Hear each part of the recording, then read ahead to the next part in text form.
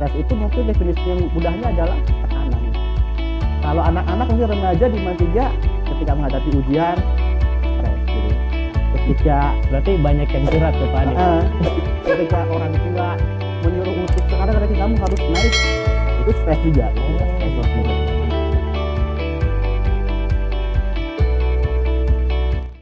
Oke, bismillahirrahmanirrahim. Assalamualaikum warahmatullahi wabarakatuh.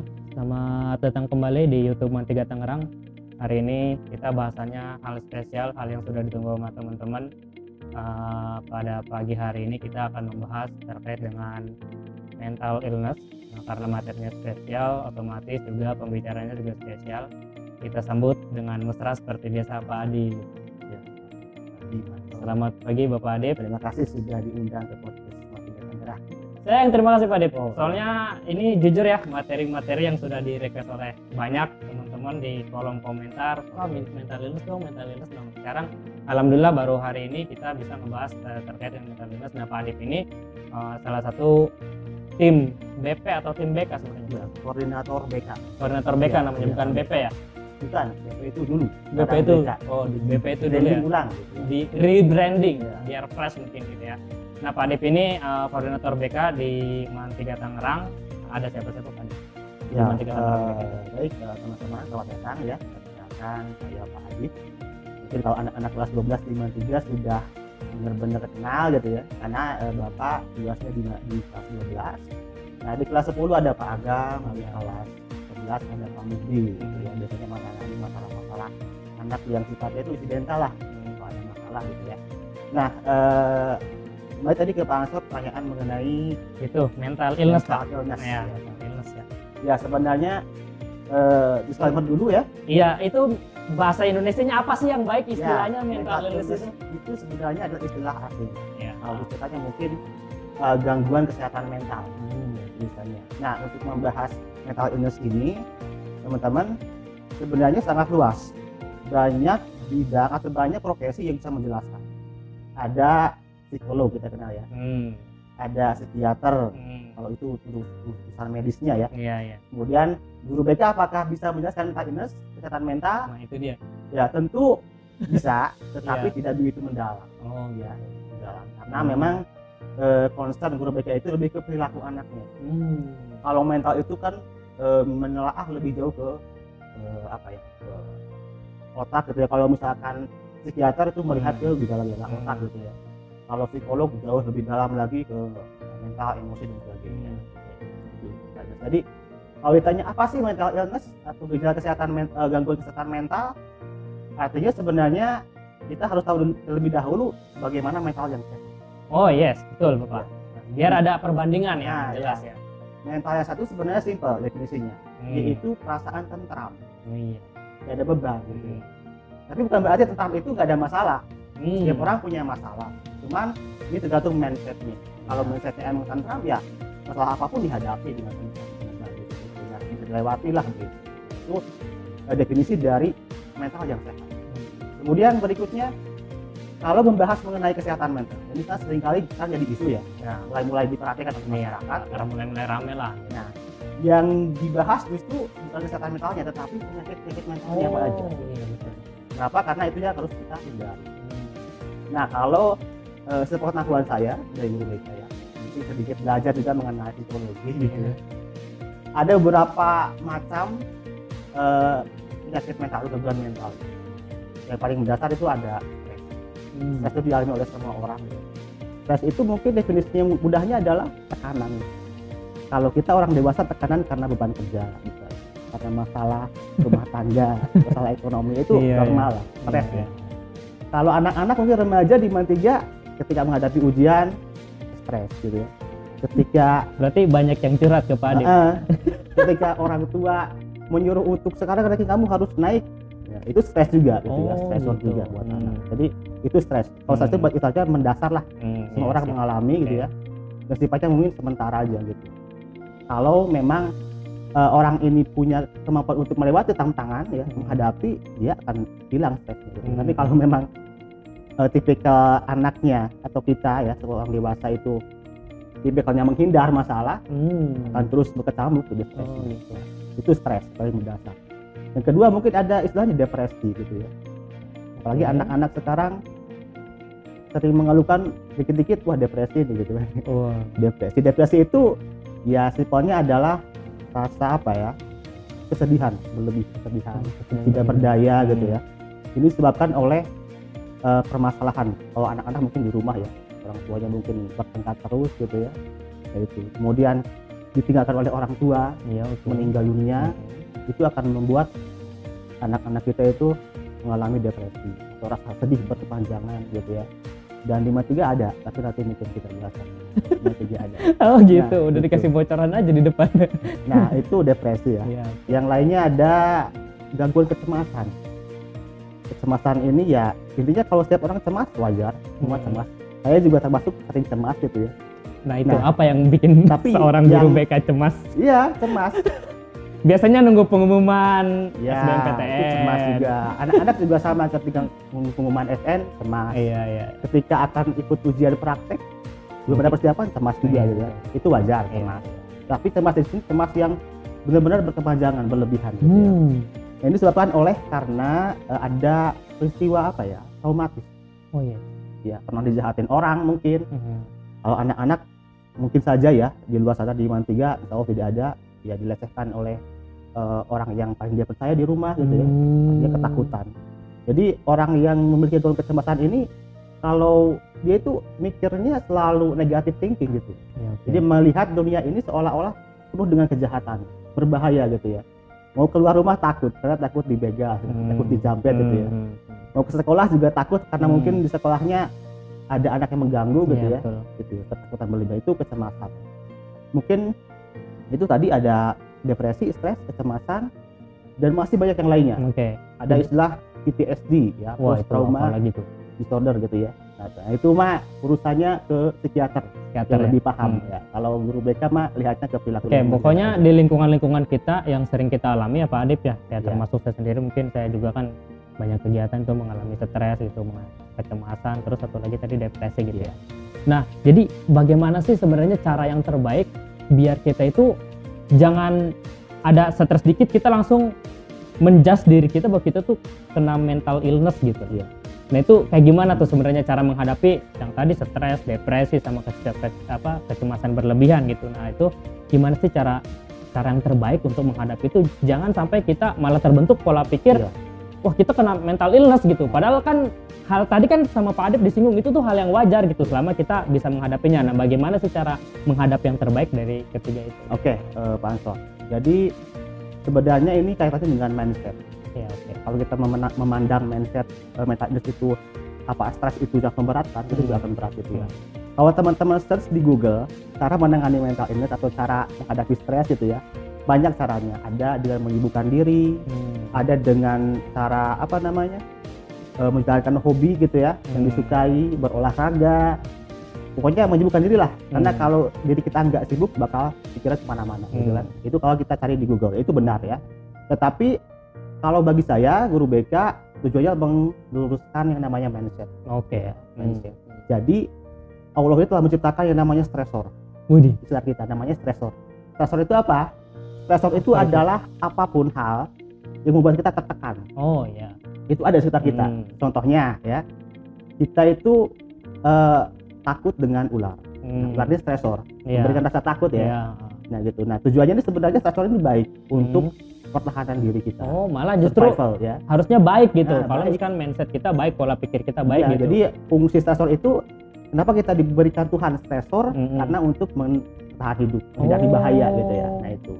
Nah jadi kalau cara menghindarnya bagaimana? Ya tadi menyibukkan diri, ya, berolahraga, aktivitas fisik. Kalau misalkan teman-teman di rumahnya ini gak ada kegiatan sama sekali, paling nggak beres-beres rumah lah gitu. Itu. Jangan cuma buat status di WA ya. Iya. Apalagi zaman sekarang kan aktif di media sosial. Itu menjadi sumber utama juga tuh. Nah itu kalau misalkan itu hal yang menarik Pak Adip ya. Kalau misalkan kita ngomongin sosial media, kadang-kadang ini termasuk kena mental illness atau memang halu doang ya bahasa anak muda sekarang halu atau gimana? Banyak sekali yang saya lihat itu, yang saya perhatikan ya, remaja-remaja sekarang kayak tergila-gila sama tokoh kita sebut aja lah ya Korea gitu kan segala macam. Nah hal yang kayak gitu kan banyak ketika kita jumpai dia nggak sesuai ekspektasinya, atau tokoh idolanya itu nggak sesuai dengan yang keinginkan dia, akhirnya dia stres gitu Pak Adit. Nah itu termasuk mental illness atau bukan gitu tuh, kayak gitu tuh? Ya, mental illness bisa kemungkinan ya. Jadi di masa sekarang ketika anak-anak kita lebih banyak menghabiskan waktu di media sosial, iya betul, itu bisa sebuah resiko gitu ya. Tadi ya mengenai sikap anak yang berlebihan pada idolanya, ini dikarenakan memang tipe remaja seperti itu. Usia remaja pertengahan ya. Justru memang kayak gitu ya, tipe remaja tuh kayak seperti itu. Anak-anak itu mungkin jujur saja saya juga dulu ketika remaja pernah mengalami hal itu. Mungkin saya juga sama ya, punya idola gitu ya, melebih-lebihkan gitu ya. Tapi sekarang sudah dewasa kan tidak lagi ya. Pikirannya berbeda. Jadi usia remaja itu dari usia 12 sampai 22 tahun remaja ya. Mungkin yang idola ini dari mulai SMP juga sudah ada kan anak-anak yang mengidolakan tokohnya gitu ya. Nah ini termasuk mental illness juga sebenarnya, karena berlebihan gitu ya. Dan di media sosial itu banyak hal buruknya gunanya. Kita melihat Instagram misalkan ya, melihat sesuatu yang indah, yang bagus-bagus aja gitu ya. Padahal kenyataannya mungkin tidak. Nah ini membuat kita, kalau istilah anak sekarang kayak insecure gitu ya. Insecure. Ya merasa ya interior, rendah diri gitu ya. Saya nggak ada apa-apanya dibandingkan mereka yang ada di medsos. Padahal sebenarnya kan manusia sama aja gitu, sama aja. Jadi perilaku melebihkan ini mungkin insya Allah ya ketika dia sudah mulai tumbuh dewasa akan mulai berubah pikirannya, lebih dewasa lah. Kalau untuk usia sekarang sudah mungkin dibilang wajar, ya wajar karena usianya demikian. Karena tipe remaja itu punya satu ciri khas, yaitu mudah menyerah. Mudah menyerah itu artinya ketika dia punya prinsip hidup, ketika lihat prinsip hidup orang lain, temannya, idolanya atau siapa, dia akan ikut-ikutan. Oke, kalau misalkan kita ngomongin tadi ya tanda kutip wajar gitu ya, bahwa anak remaja memang sikapnya itu dari usia-usia yang tadi Pak Adip sebutkan, itu usia remaja itu memang dia memiliki kecenderungan yang kayak gitu ya, sangat banget sama idolanya gitu. Nah yang jadi masalah gini Pak Adip, yang jadi masalah adalah kadang-kadang mereka itu ya tadi wajarnya itu kebablasan gitu. Jadi kalau misalkan salah tetap dibela, kalau misalkan emang nggak sesuai dengan keinginan dia bener-bener gitu. Nah kayak gitu tuh sebenarnya bagaimana cara, yang jadi poin pentingnya adalah bagaimana caranya agar wajarnya ini nggak kebablasan gitu. Nah itu kan yang jadi poin pentingnya, biar ini teman-teman khususnya siswa-siswi Mantiga Tangerang tuh paham gitu bahwa yang mereka alami saat ini adalah masa-masa kayak gitu, dan itu wajar, tapi kewajarannya itu jangan sampai kebablasan gitu. Nah gitu maksud saya gitu. Iya, tentu bimbingan dari orang sekitar itu sangat penting ya. Sekolah itu jangan dipertanyakan lagi, kalau sekolah fungsinya emang demikian ya. Sekolah membimbing. Orang tua juga di rumah mungkin yang matang soal punya pengetahuan parenting yang bagus mungkin bisa menerapkan gitu ya. Tapi kalau yang acuh ya anak-anak malah kebablasan juga gitu ya. Lalu bagaimana cara agar anak ini tidak berlebihan? Nah dari dirinya sendiri gitu Pak. Intinya malah diri sendiri sebenarnya ya, diri sendiri. Banyak kasus di mana anak-anak seperti ini ketika usia remaja memang demikian, tapi ketika sudah tumbuh dewasa dia menyadari ada kesalahan gitu ya. Tapi ya sekali lagi tadi saya bilang, apa yang tampak di media sosial itu tidak sepenuhnya benar, jangan boleh dipercaya gitu ya. Manusia ditekan sama kok gitu ya. Nasibnya juga sebenarnya walaupun ada istilah kaya si miskin, pada dasarnya mah kita punya potensi masing-masing gitu. Jadi sebenarnya mindset anaknya sendiri yang harus diperbaiki gitu. Jadi jangan sampai kita terlena di sosial media gitu, karena ya kita juga harus tetap menggunakan akal teman-teman, harus menggunakan logika. Ya, poin pentingnya gitu dari Pak Adip gitu. Kalau misalkan kita tarik nih kepada kehidupan kita sebagai guru atau mungkin orang tua gitu, bagaimana sih kita mendeteksi bahwa kita itu ternyata, atau anak kita itu, atau peserta didik kita itu ada yang mengalami mental illness gitu. Kalau dari sisi kita ya, kita nih sebagai guru atau kepada kedua orang tua gitu yang menyaksikan juga, kita fokusnya ke perilaku, karena perilaku itu yang mudah diamati. Kalau urusan kesehatan mental yang lebih mendalam, tadi saya bilang ada PTSD dan sebagainya, depresi, itu biasanya kalau orang yang profesional sudah punya alatnya sendiri gitu. Kalau kita kan cuma lihat apa yang kita lihat dari mata kita, perilaku ya. Di antaranya mungkin beberapa hal ya, remaja yang cenderung sering mengambil resiko berlebihan. Contohnya tawuran ya, trek-trekan gitu ya. Tapi itu mental illness berarti? Ya, itu masuk kategori gangguan mental, gangguan mental gitu ya. Terus anak-anak yang agresif ke guru ngelawan gitu ya. Kadang-kadang ke guru nyebut nama atau malah memaki gitu ya. Nah, itu juga salah satu itunya, salah satu bentuk mental illness. Atau mungkin yang menjadi masalah lainnya adalah anak-anak yang cenderung mengasingkan diri gitu ya, mengasingkan diri. Kemudian ada yang mungkin lihat terlalu sedih gitu, di kelas, itu juga bisa. Jadi mungkin kalau kita dari guru apa yang kita lihat aja perilakunya. Secara mendalam kita nggak bisa ketahui gitu. Berarti kita kalau dari guru atau dari orang tua harus benar lihat perilaku anak gitu. Nah, tadi kita ngomongin masalah perilaku. Kalau misalnya kita sudah amati perilakunya, terus kita dari komunikasi gitu Pak Adip, kira-kira itu bakal terdeteksi nggak mental illness itu? Kan tadi kita baru melihat doang nih. Nah, kita pengen memastikan dengan cara komunikasi gitu. Nah, apakah dari komunikasi ini kita bisa mendeteksi bahwa orang tersebut itu terindikasi kena mental illness gitu? Komunikasi bisa ya, bisa dengan komunikasi, terutama masalah depresi. Kalau depresi itu kan kita komunikasi dengan mereka juga nggak bisa. Nah, itu agak susah. Ya, agak susah. Ada mungkin yang menjawab tapi terpelunya tertutup banget gitu ya. Itu juga indikasinya. Kemudian lihat dari prestasi belajarnya, anak ini misalkan harus belajar tidak masuk gitu. Itu juga satu indikasi gitu ya. Jadi kalau untuk mengetahui lebih dalamnya itu ada sebutnya instrumennya lah, kayak semacam angket, ada kuesioner gitu ya.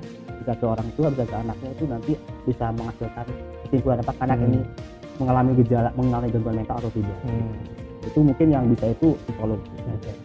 Oke, balik lagi kita ke hal yang paling sepele, yang paling standar nih Pak Adip ya. Kayak misalkan gini, anak-anak muda sekarang tadi Pak Adip nyinggung, kita langsung insecure gitu, kita langsung tidak percaya diri segala macam itu ngeliat postingan-postingan di sosial media, terutama di Instagram gitu ya. Nah, apakah mental illness ini juga berkaitan dengan hal tersebut, dengan insecure tadi? Dan apakah mental illness ini bisa lahir bukan dari depresi, bukan dari stres, bukan dari kecemasan, tapi dari pola pikir kita? Karena kadang-kadang anak muda zaman sekarang begini Pak Adip, punten ya. Baru ada hal sedikit aja, aduh gue kena mental illness nih.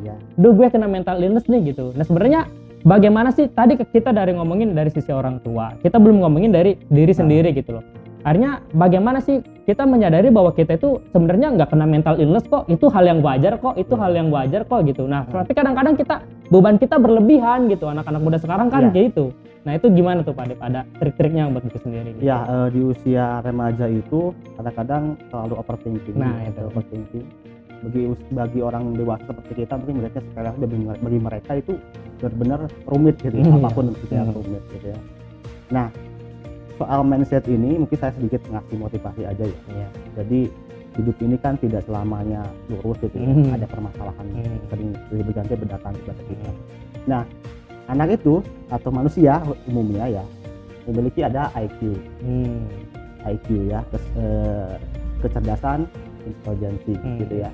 Kalau anak-anak sekarang IQ-nya nggak usah diragukan deh, pinter-pinter gitu. Gitu. Bahkan mungkin lebih dari kita dulu gitu ya. Anak sekarang SMP saja sudah pinter editing, pinter apa gitu kan. Nah, itu IQ guys. Ini udah modern anak sekarang. Ada kecerdasan emosi, IQ ya. Emosi itu mungkin ya ada yang baik, ada yang kurang juga.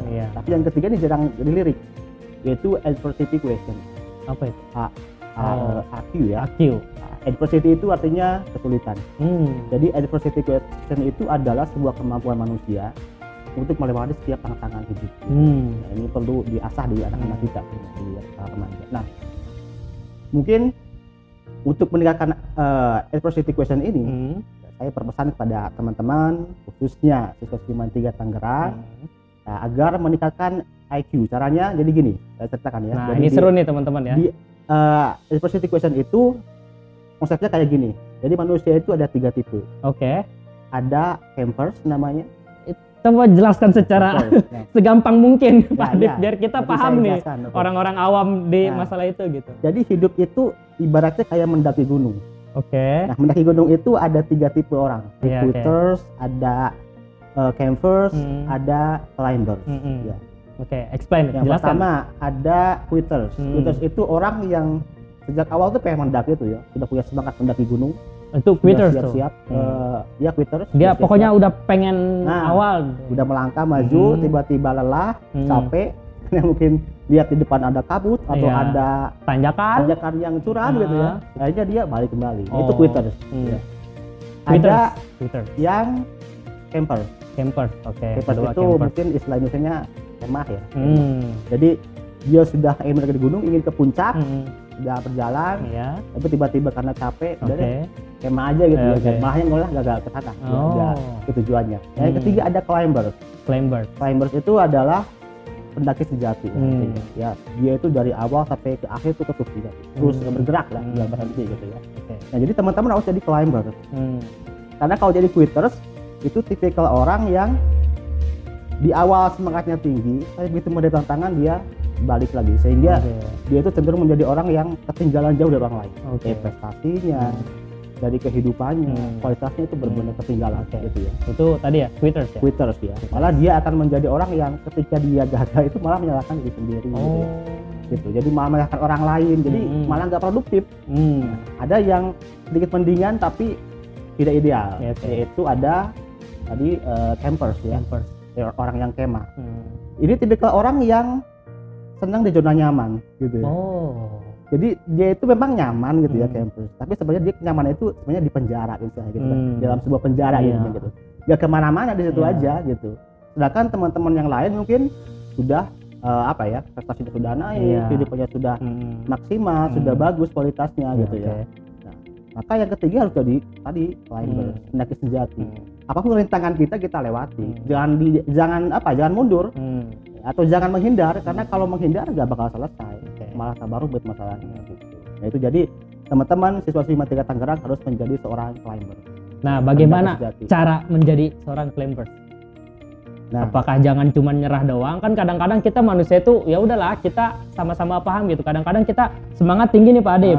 Tadi ya yang quitters itu semangat tinggi, kadang-kadang turun lagi, tapi kadang-kadang naik lagi, kadang-kadang turun lagi. Nah, bagaimana sih cara menjaga biar semangat kita itu tadi konsisten, minimal konsisten lah gitu. Ya. Gitu. Intinya kita harus tahu tujuan hidup kita. Pertama harus tahu tujuan hidup kita. Karena kalau kita nggak tahu tujuan ya kita melangkah juga sembarangan. Ya, jadi orang yang climbers ini orang yang tahu tujuannya kemana ke puncak gitu ya, untuk menikmati kesuksesan gitu ya. Dan dia tetap fokus gitu. Fokus ke sana gitu. Anak-anak sekarang mungkin remaja khususnya tantangannya itu adalah yaitu kadang-kadang tidak fokus satu hal gitu. Banyak yang disenangi gitu ya. Bahkan sering berubah-ubah itu masih labil ya, wajar. Gitu. Artinya itulah kenapa remaja itu pasti perlu disekolahkan karena harus dibimbing terus gitu ya. Kalau dilepas aja mereka konsepnya nggak bakal ngerti gitu. Jadi harus dibimbing oleh, termasuk juga peran guru di sini di 3 Tangerang adalah untuk memastikan tujuannya anak-anak kita gitu. Dan kalau sedikit melenceng kita teruskan lagi kita luruskan gitu. Jadi tadi sebenarnya sih utama satu aja, tujuan, harus punya tujuan. Terus punya tujuan dan berpegang teguh kepada tujuan itu ya teman-teman. Nah, kalau misalkan kita balik lagi nih, tadi katanya kata Pak Adip bahwa anak remaja itu labil, makanya harus perlu disekolahkan gitu. Kita benturkan dengan keadaan saat ini. Gimana sekolah yang masih daring? Nah, bagaimana siswa itu tetap terkontrol dan kita sebagai guru bisa mengontrol gitu, biar sama-sama tetap bisa saling meluruskan satu sama lain gitu kan. Gimana nih? Apakah memang ada pandemi ini sehingga sekolah harus ada daring di rumah gitu? Nah, tadi pertanyaannya ada dua. Bagaimana cara bisa mengontrol dan kita bisa bekerja sama dengan siswa di daring ini? Yang kedua, apakah memang daring ini bisa menyebabkan mental illness kepada siswa? Kita silakan Mari. Jadi fenomena COVID-19 sekarang gitu ya membuat semua sektor kehidupan berubah, termasuk pendidikan gitu ya. Tidak hanya menyulitkan siswa tapi guru juga sulit gitu ya. Kalau ditanyakan apakah situasi ini bisa mengakibatkan mental illness, kemungkinan iya gitu ya, karena ada beberapa diskusi yang sering saya hadiri mengenai isu ini.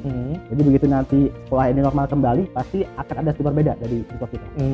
Nah, kita nggak tahu nih apa ya, mudah-mudahan sih tidak terjadi ya di Mandiri Tangerang gitu ya. Nah, di situasi yang tetap online tapi kita bisa mengendalikan sebagaimana mestinya, itu ini tantangannya. Tetapi intinya adalah kolaborasi dengan orang tua sebenarnya. Kolaborasi dengan orang tua. Jadi kalau guru ini sebenarnya apa ya, punya keterbatasan. Iya. Pokoknya dari saya selaku guru BK ya tugas saya menangani anak yang Nah, nanti kita akan bahas itu tuh. ya Kita yang akan bahas itu. bermasalah. Ketika memanggil anak kan kalau sekolah normal anak ada di ruangan kelas. Iya. Kita tinggal ambil, Iya. panggil, datang. Iya. Tapi kalau sekarang di WA tidak dibales, telepon tidak direspon, itu kan tantangan gitu Iya, ya. betul. Tantangan. Akhirnya kita panggil orang tuanya kan gitu. Anaknya mungkin nggak mau datang dan sebagainya. Itu tantangannya. Jadi formula yang paling tepat sebenarnya melibatkan orang tua. Oke. Kalau perlu orang tua itu di rumah tuh tahu jadwal pelajarannya apa aja tiap harinya gitu ya. Jadi sama-sama mengawasi lah gitu. Itu aja mungkin. Tapi Mantiga Tangerang setahu Pak Adip sudah melakukan itu belum? Ya, Mantiga Tangerang insya Allah sudah melakukan itu. Sudah Ya, melakukan itu. kalau masalah pembelajaran terkoordinir dengan baik dengan sistem e-learning gitu ya, itu juga satu upaya yang bagus. Nah, kalau masalah-masalah siswa ya mungkin sedikit adalah permasalahan mengenai orang tua yang kadang-kadang tidak ada di rumah pada akhirnya kan, akhirnya tidak bisa mengawasi. Tapi mungkin ada juga orang tua yang benar-benar kooperatif gitu ya, mengawasi setiap tindakan anaknya di rumah. Gitu. Karena mau bagaimana lagi, kita sangat jauh dengan mereka gitu ya, hanya akses HP aja. Apalagi kelas 10 ini kan kita belum pernah tatap muka ya, gitu betul. kan. Oh, bener-bener lah hampir 1 tahun ini kita nggak pernah tatap muka gitu. Paling sesekali doang kalau ngumpulin tugas atau iya, anak kelas 10 itu malah dengan belum ada yang prestasi ke BK. Nah gitu. Ya, padahal di Mantiga tuh ada BK Bapak ya? Iya ada. Nah bagi gini ya, aduh kita inilah karena saya mungkin juga hobi di sosial media ya. Iya. Nah gini Pak Adit, kalau misalkan ada anak gitu, dia mengeluhkan terkait proses pembelajaran daring. Nah sebenarnya keluhan mereka ini wajar atau tidak? Dan mereka ini tapi saya ngeluhnya itu di sosial media gitu. Nah itu gimana Pak Adit? Wajar atau tidak lah? Udah kita sampai di situ dulu, nanti kita eksplorasi lebih. Wajar, pasti keluhan itu ada perasaan yang memang agak merugikan buat dia ya. Ya wajar aja kalau orang ngeluh gitu ya. Wajar. Cuman kalau saran Bapak, saran saya pada teman-teman, pada situasi Mantiga Tangerang, kalau ada masalah ya sampaikannya ke tempat yang istilahnya bisa menghasilkan sebuah solusi gitu ya. Jangan di medsos itu yang baca juga sembarangan orang kan. Nanti jadinya bola liar malah. Bisa ke BK atau ke wali kelas, ya silakan kemana saja gitu. Kalau memang yang dibicarakan adalah keluhannya kepada sekolah, ya pihak sekolahnya yang dia harus dihubungi gitu ya, sampai ke sekolah, bukan ke pihak sekolah. Nah gitu ya, jadi teman-teman kalau misalnya memang ada permasalahan terkait dengan proses pembelajaran gitu, atau ada yang memang hal yang tidak nyaman proses pembelajaran daripada teman-teman stres, teman-teman depresi, yang padahal stresnya belum seberapa menurut kami, tapi karena tadi kalian mungkin remaja, jadi apapun dianggap berlebihan, akhirnya jadi kena benar-benar mental illness gitu. BK juga terbuka sebenarnya Pak Adip ya? Iya, terbuka untuk hal-hal seperti ini gitu. Kita intinya di BK itu, andai pun teman-teman punya masalah yang benar-benar praktisi banget ya, nggak mau orang lain tahu, mungkin ke orang tua juga malu atau ke teman takut disampaikan pada teman lain juga gitu ya. Lebih baik ke BK gitu ya. Kan di BK itu ada asasnya kerahasiaan. Jadi ada kode etiknya gitu. Gitu. Jadi sebenarnya teman-teman ada disalurkan gitu ya ke BK gitu. BK itu kantornya belum pindah apa masih di kampus 2? Ya, sementara masih di kampus 2. Sementara masih di kampus 2. Atau WA ke Pak Adip juga, it's okay ya gitu. Oke, boleh. Nanti gampang lah nomor WA-nya gitu.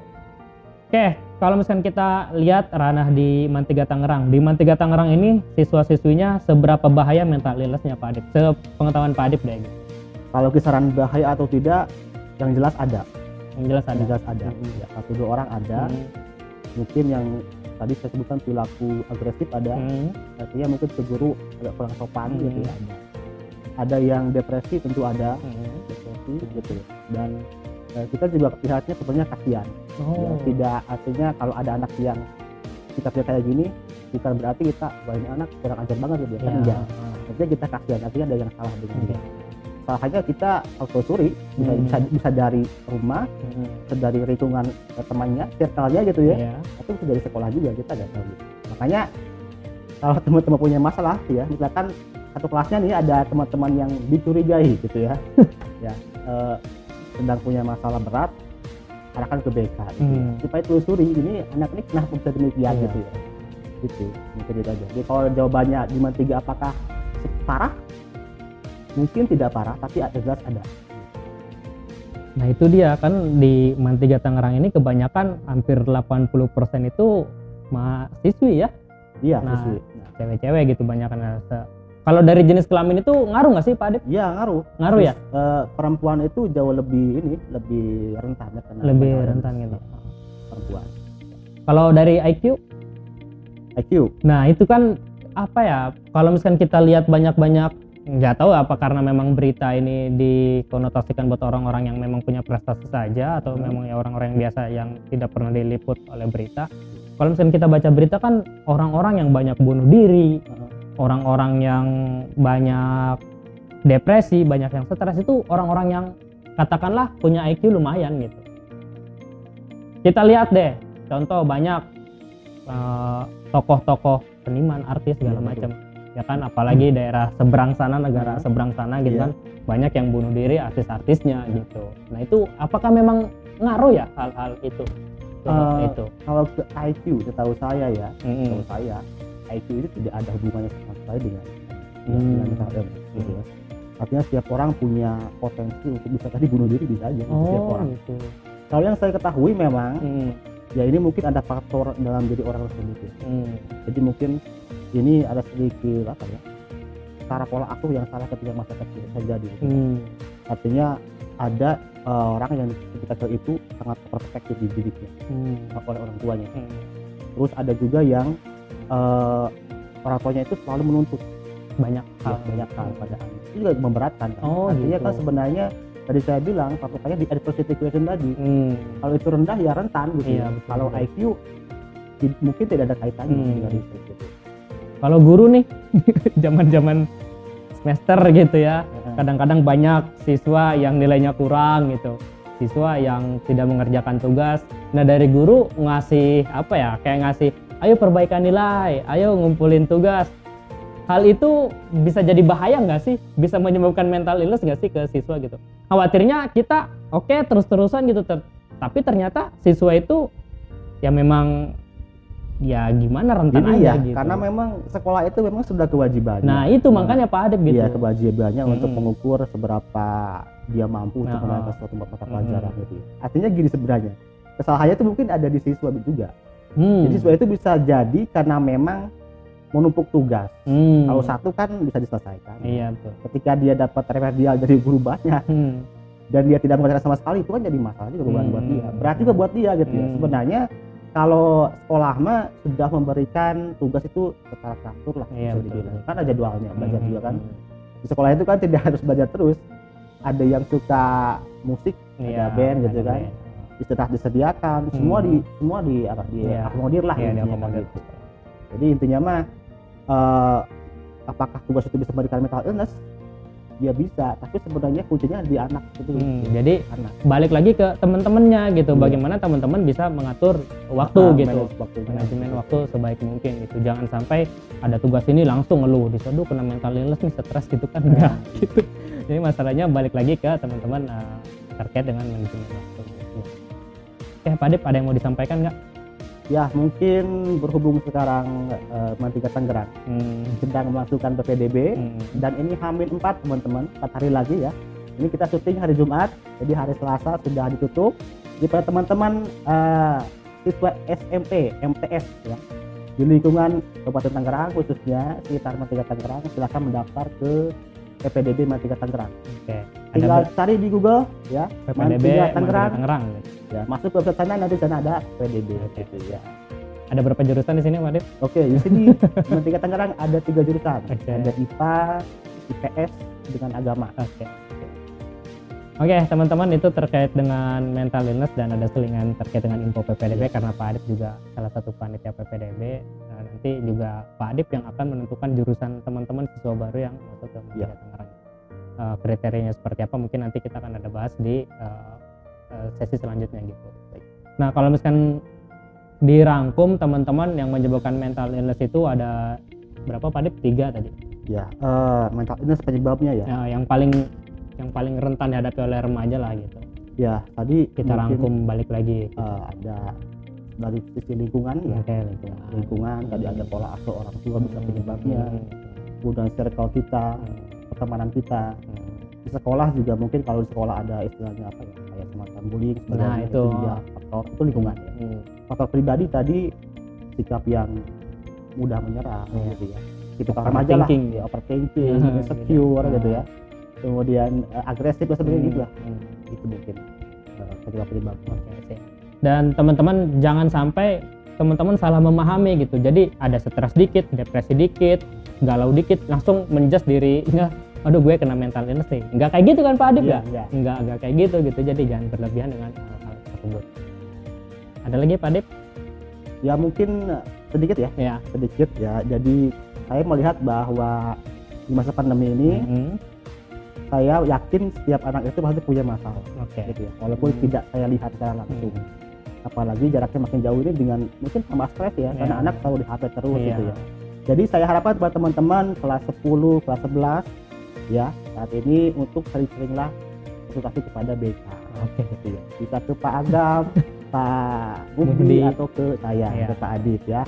Itu aja mungkin agar sekarang di masa pembelajaran daring ini juga teman-teman bisa optimal belajar. Meskipun kita dibatasi tapi belajar tetap optimal gitu. Iya. Nah, bagaimana cara optimalnya? Teman-teman kalau misalnya memang butuh konsultasi lebih lanjut terkait dengan proses pembelajaran, pola pembelajaran, karena setiap orang kan punya prosesnya masing-masing, polanya masing-masing, cara belajar yang efektif masing-masing, hubungi aja BK gitu. BK siap membantu kok. Oke, itu aja teman-teman. Kurang lebihnya mohon maaf. See you next time. Assalamualaikum warahmatullahi wabarakatuh. Makasih Pak Adib. Iya, sama-sama.